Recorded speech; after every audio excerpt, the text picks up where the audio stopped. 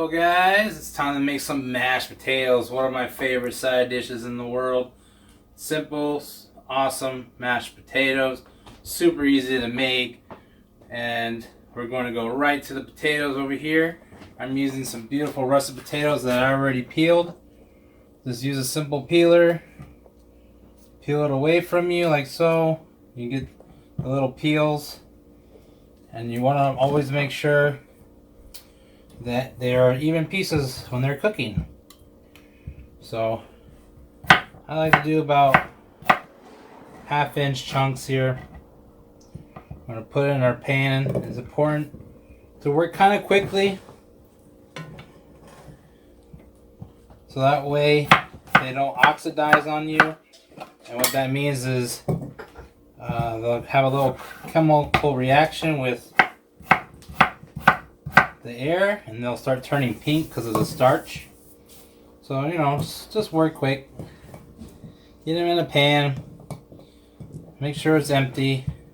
If you are going to do a whole bunch of these, then you can cover it in water as you're working, and that will help it not oxidize, and they'll stay nice and white.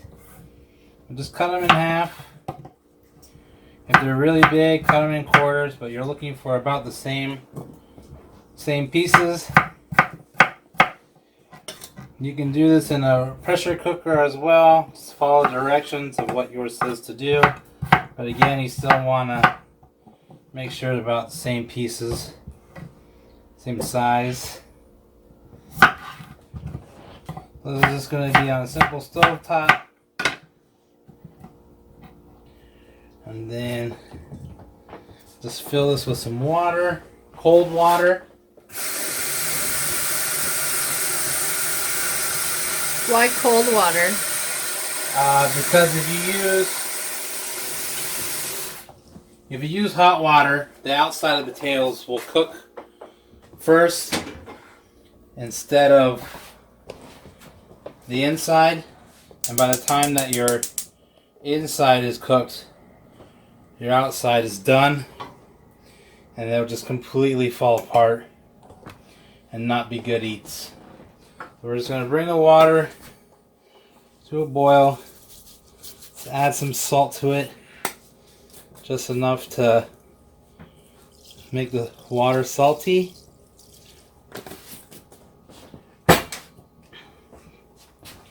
I do recommend giving it a stir.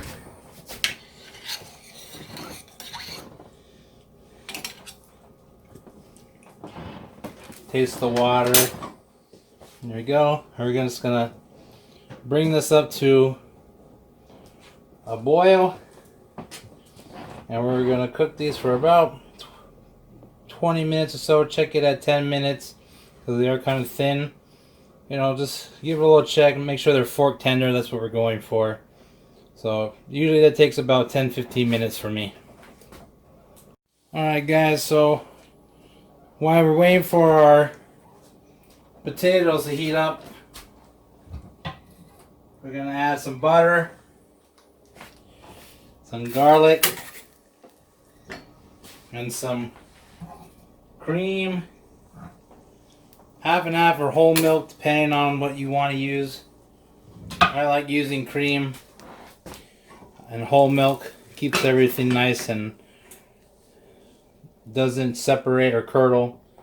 Those are what I would use. I wouldn't go 2% or 1%. Just no flavor. It's like water. Just use whole milk at least if you're not going to use cream or 1/2 and 1/2. So right now we're just going to slowly melt this. You don't want any color. Just want to have the garlic be fragrant in the butter here, and we're going to add the milk or cream or whatever you're using.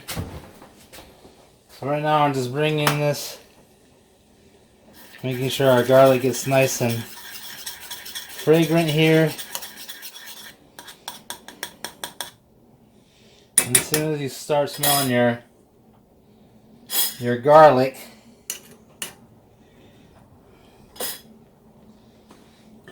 go ahead and add your milk. And in this, we're doing this because We don't want to add cold stuff to our hot potatoes. That doesn't make sense. So you want to melt this first, because when we go to mix it in, it'll be a lot easier than adding it when it's cold. And on top of that, you're just going to make your food cold, and that's just silly. So we're just heating this butter enough for it to make the garlic nice and fragrant here. I love butter and garlic. Doesn't really get any better than that. Especially to dip some crab legs in, but that's a different show. Throw in a little more garlic. I love a lot of garlic.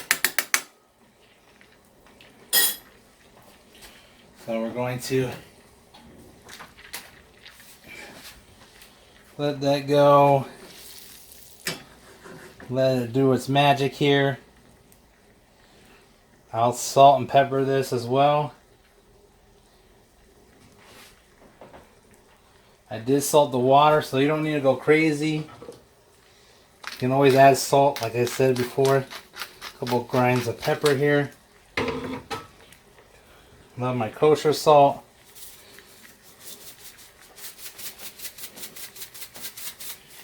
Just a little bit, just for now.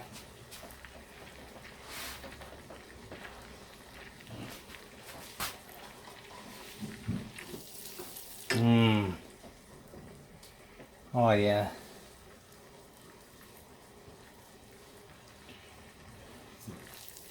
To really kick this up too, you can roast the garlic and make roasted garlic mashed potatoes. You would just add the roasted garlic a little more towards the end once the butter is melted, because it's already cooked. So right now we're cooking the rawness out of the garlic and bringing out the oils. Woo! There we go, nice. Right when it starts to just show a little color, that's when we're going to add our milk, like so. So just add a milk. I'm going to slowly bring that to a simmer. You don't need to bring this to a boil, just bring it to a simmer. You don't want it to burn here. And then once our potatoes are fully cooked, we will add our butter and garlic mixture here. You just add so there we go. Give it a little taste. Oh yeah, nice garlic. Just barely taste the salt. That's all you need. Just barely taste the salt, because you can add salt at the end once you bring it all together. Alright, now that it's come to a boil, you do want to just make this a simmer. You don't want all those crazy bubbles, because it will break it up. But this will be done hopefully soon. We are looking for fork tender. So it's not quite there. It is a little bit. Just a couple more minutes, but that's what I mean by fork tender. When I poke it, it should just slide off. So almost there. All right, here. Give it a nice little fork test. You can see I just touched it, and this just literally falls apart. Definitely fork tender. Lid on it so I can show you. Fork tender, easily breaks away. I just tap it. That's perfect. Now we're just going to need to strain this. Alright, now that completely drained and the heat's off, we're just going to use our lovely potato masher here. Love this tool. I like it. I prefer the steel ones. Just give it a nice little smash-a-roo here. Can you do that with something else if you don't have a potato masher? You could do this with a whisk. This will help too. But you just push it through. You can see that it's making this nice and fluffy. You can also do this in a ricer as well, or a potato press that they have it. You just put it in. It looks like a super giant garlic press. And it makes it even finer than this, but this works well. And if you don't have any of those crazy silly tools, a whisk will do the same thing. So we got that all nice and mashed. Then we have our nice warm butter and garlic mixture here waiting for us.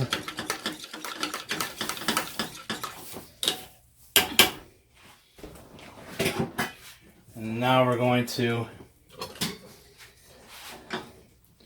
stir our butter and garlic, and we're going to add a little bit at a time here.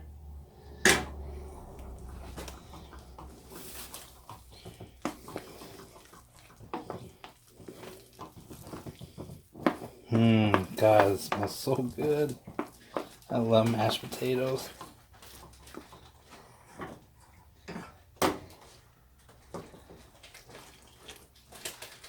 It may take all this liquid.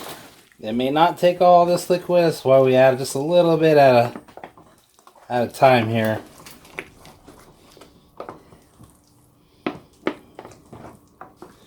This is looking mighty fine. Mighty fine indeed.